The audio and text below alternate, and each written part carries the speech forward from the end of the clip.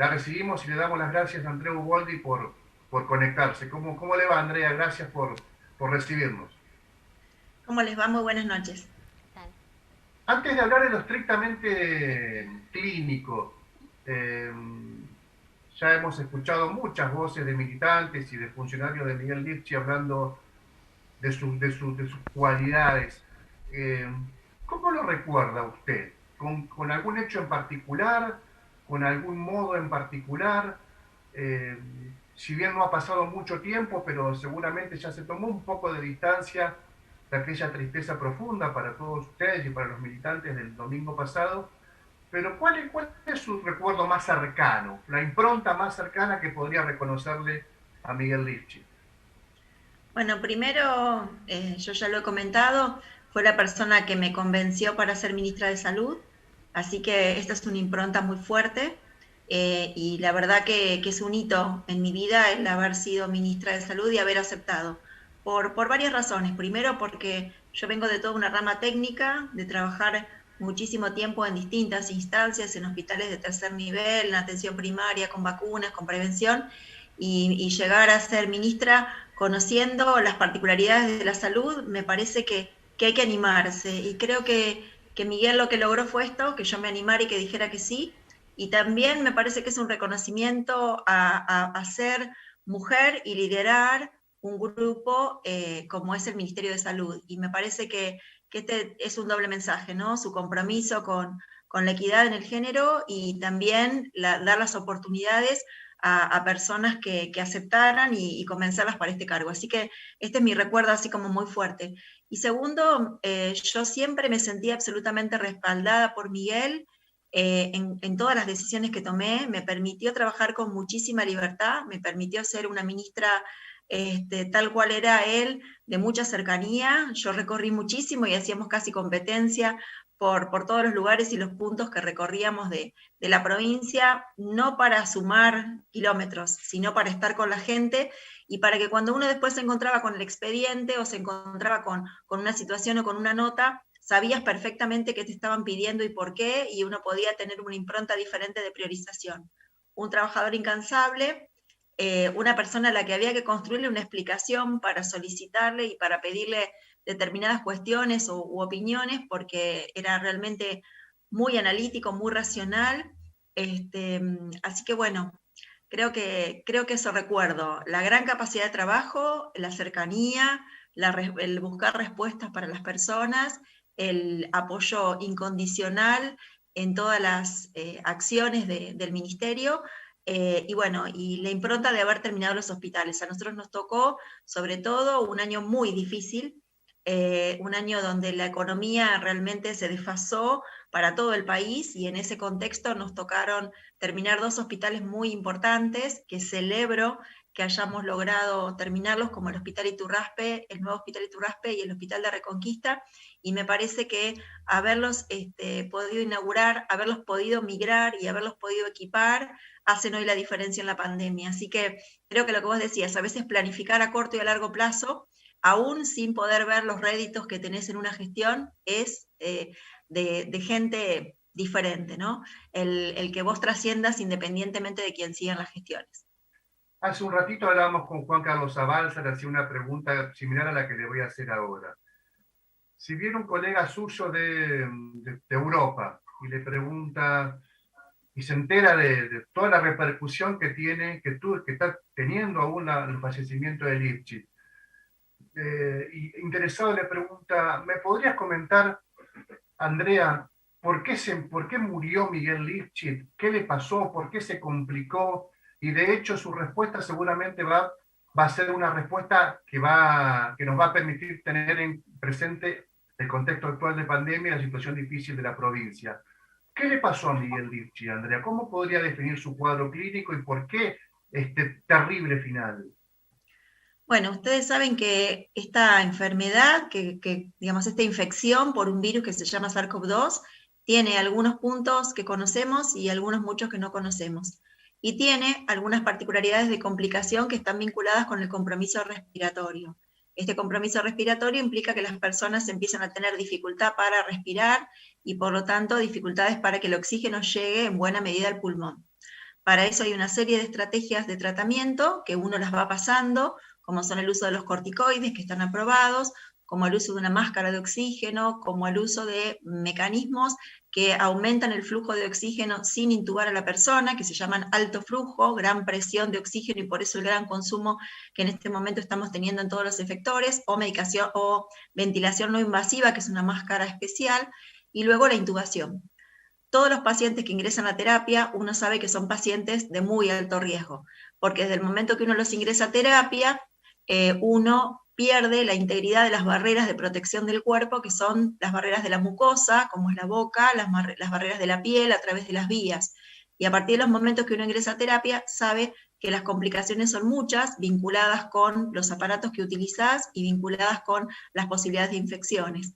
Así que lo que Miguel tuvo fue una serie de complicaciones en el curso de su estadía en terapia intensiva, y a partir de tener inicialmente un COVID, estas complicaciones, que las peleó muchísimo y que el equipo tratante también trató de darle todo el soporte al máximo, terminaron con este desenlace.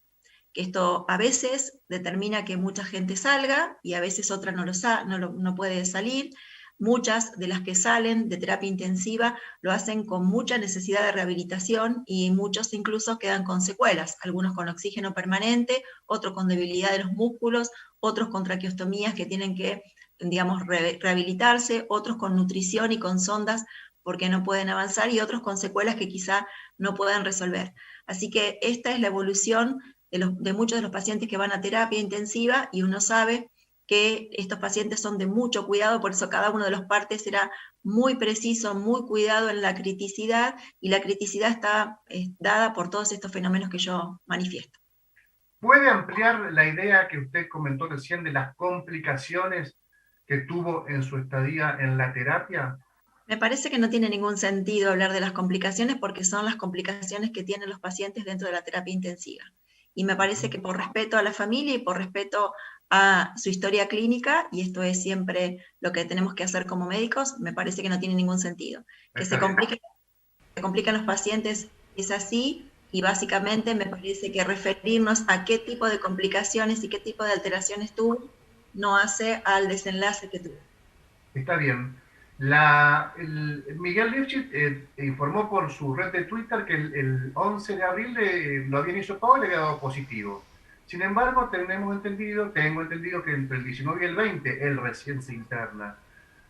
Se está dando mucho, Andrea Uboldi, se está dando mucho, por lo menos lo que uno tiene contacto directo o a través de ustedes, que hay un tránsito en esta segunda ola de unos primeros días en el que no es tan complicado, y hay una segunda semana o un segundo momento en que es muy, muy fuerte el ataque del virus.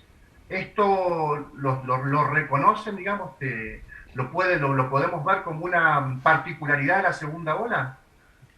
En general, lo que estamos viendo es algunas evoluciones diferentes en algunos pacientes, pero básicamente este virus se comporta con dos etapas. Una primera etapa en donde uno tiene la concentración de virus en sus secreciones. Básicamente este virus tiene afinidad por receptores que tenemos en todo lo que es la vía respiratoria alta, por eso mucha gente tiene síntomas de congestión, dolor de garganta, pérdida del olfato y pérdida del gusto, y tiene receptores a nivel pulmonar.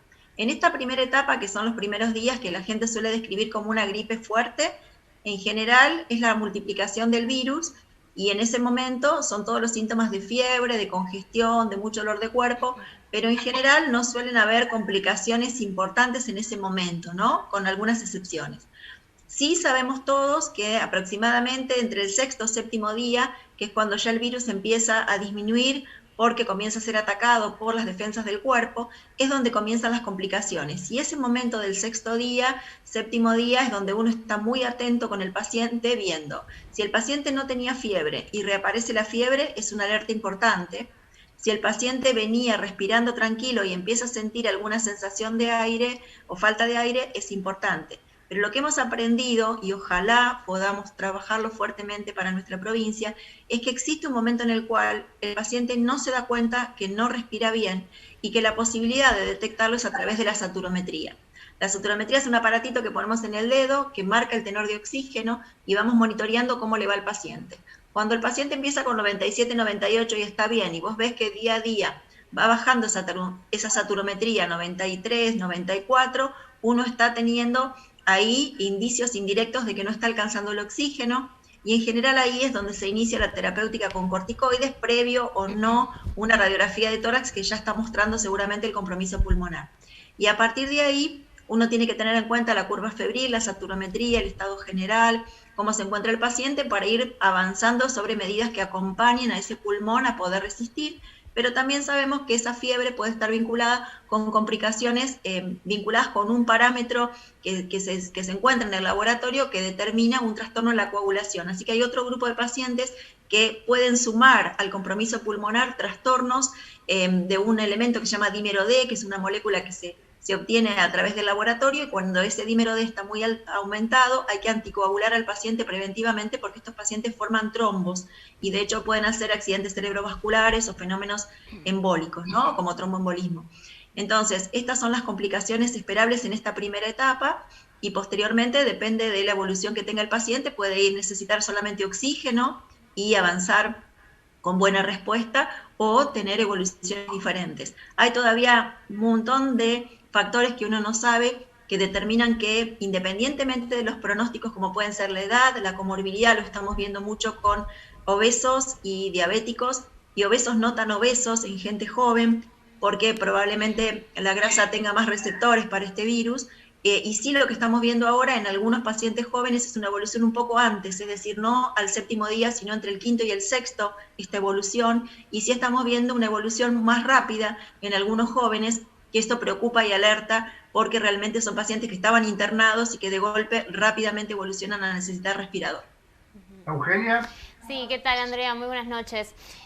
Consultable por las personas que ya han tenido COVID. Muchas veces uno habla con personas que ya tuvieron y dice, bueno, yo lo tuve hace poco, todavía tengo anticuerpos. Digo, los anticuerpos que pudo haber creado aquellos que lo hicieron por haber tenido la enfermedad hace un tiempo atrás, ¿pueden realmente servir ante las características que tiene este virus, que evidentemente no son similares al virus que tuvimos durante el 2020? Digo, ¿sirve? ¿Se puede tener esa tranquilidad, entre comillas, obviamente siguiendo los protocolos? Pero muchos lo toman como tranquilidad de decir, bueno, me esperan un par de meses por lo menos sin tener la posibilidad de contagiarme. Bueno, en principio, lamentablemente, este virus también tiene una respuesta, digamos, de anticuerpos, o de una respuesta inmune, que le llamamos nosotros, cómo se defiende el cuerpo y cómo la evidencias, un poco diferente. Sabemos que la mayoría de la gente que tiene cuadros severos y graves en terapia intensiva, paradójicamente, tienen anticuerpos altísimos, y que aquellas personas que tienen enfermedades leves suelen tener anticuerpos bajos, cosa que es una gran paradoja, porque en realidad estos anticuerpos altos pareciera que también hacen que una respuesta exagerada de nuestro cuerpo haga que no nos vaya tan bien, y una respuesta más tranquila hace que nos vaya un poco bien. Entonces, hay dos mecanismos para defenderse de las infecciones, y uno son los anticuerpos o defensas, que uno los puede detectar a través de un análisis, pero también existe un grupo de células de los glóbulos blancos especiales que se llaman linfocitos T, que guardan tu memoria de recuerdo de tu cuerpo de haberte defendido esta enfermedad. Entonces, uno puede hacerse un análisis y tener anticuerpos, determinada cantidad de anticuerpos, y decir estoy protegido.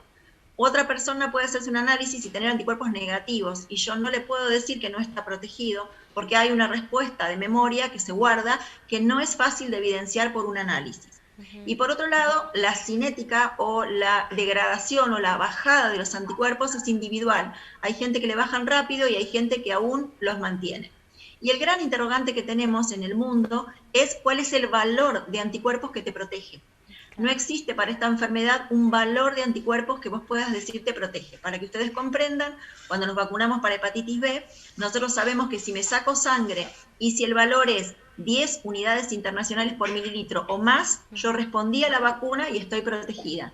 Mientras que para esta enfermedad ese valor no existe de referencia. Entonces, cuando la gente te dice, tengo 2, tengo 4, tengo 5, tengo 20, tengo 1000, tengo 2000, uno le tiene que decir, bueno, maravilloso que tenés anticuerpos y que podemos decir que los tenés, pero no podemos decir mucho. Lo que sí el mundo dice, el mundo científico, que la mayoría de la gente que se contagió, los primeros 3 meses es esperable que todavía tenga defensas, ya sean anticuerpos o de inmunidad celular, que permitan que no te contagies. Y esto parece ser bastante real en el mundo de la vida real, porque vos no encontrás tanta gente que se haya contagiado luego de haber tenido la infección en los próximos 3 meses, sino que la reinfección es infrecuente.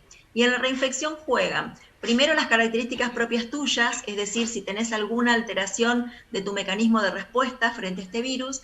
También influyen las variantes, esto que vos mencionás, los cambios en este virus, que parece que pudieran afectar a la gente un poco más precoz, y también la incorporación o no del antecedente vacunal, que también da como un plus para reforzar las defensas. Así que, en principio, no, la gente le dice que aquellos que tuvieron la infección, los primeros 3 meses están bastante seguros de que es difícil que se vuelvan a contagiar, pero sin duda se tienen que seguir cuidando, como incluso aquellas personas que están bien vacunadas con 2 dosis. Y por otro lado, también los estudios han demostrado que la mayoría de la gente mantiene sus defensas aproximadamente a partir de 8 meses. Lo que sí se sabe es que los coronavirus no son virus que produzcan defensas a muy largo tiempo, como por ejemplo una varicela o un sarampión, sino que los tiempos de mantenimiento de los anticuerpos, habiendo tenido la infección, son aproximadamente menores a 1 año. Bien. Héctor. No, solamente me llega un mensaje, un televidente, si le pedimos brevedad a Andrea Uboldi, si nos puede responder. Pregunta, dice, él fue vacunado contra la neumonía. Pregunta si esa condición podría morigerar un cuadro eventual de una neumonía bilateral en su cuadro de COVID. No tuvo COVID, pero lo pregunta.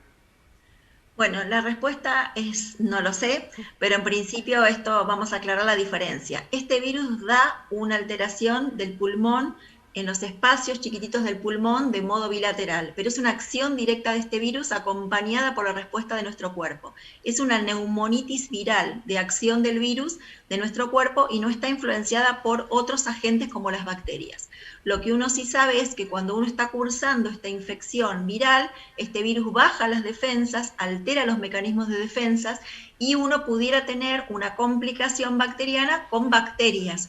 Estas vacunas de neumonía que nosotros utilizamos sirven para evitar las complicaciones en personas que tienen infecciones por gripe, por ejemplo, o infecciones por coronavirus, y por lo tanto, si a la infección del coronavirus le agregáramos una bacteria que lastime más el pulmón, seguramente el resultado es peor. Por lo tanto, por eso, en este contexto de este otoño-invierno, uno recomienda la vacuna de COVID a aquellos que tienen indicación, la vacuna antigripal a los que tienen indicación y la vacuna del neumococo, que son 2, una 1 año y otro año, porque probablemente el tener mucha protección indirectamente pudiera evitar las complicaciones. Ahora, que uno tenga la vacuna de la neumonía, lamentablemente no me va a proteger si tengo una infección por COVID, porque son mecanismos diferentes y son agentes diferentes. Muchísimas gracias, Andrea Uboldi, por su tiempo y su claridad, como siempre. Gracias. No, gracias a ustedes, y me parece que el mensaje en este contexto de pandemia es, sabemos cómo cuidarnos, y muchos de nosotros llegamos a este momento sin haber tenido la infección. Por eso digo, todo lo que aprendimos a cuidarnos hay que ponerlo en práctica. Cada uno de nosotros, aunque uno no piense, es un actor clave en la sociedad para bajar la velocidad de contagio. Estamos en un nivel muy alto de contagio, con muchas complicaciones dentro de cada grupo familiar, dentro de los espacios laborales, en la economía y en el sistema de salud. Así que básicamente me parece importante el cuidado, y bueno, no puedo dejar de mencionar que hoy es el Día Internacional del Enfermero y la Enfermera, y mandar un saludo enorme al equipo de enfermería de la provincia de Santa Fe, que está poniendo el cuerpo, el alma, el corazón, la vida, y ojalá tengan el reconocimiento que están pidiendo para la profesionalización. Gracias.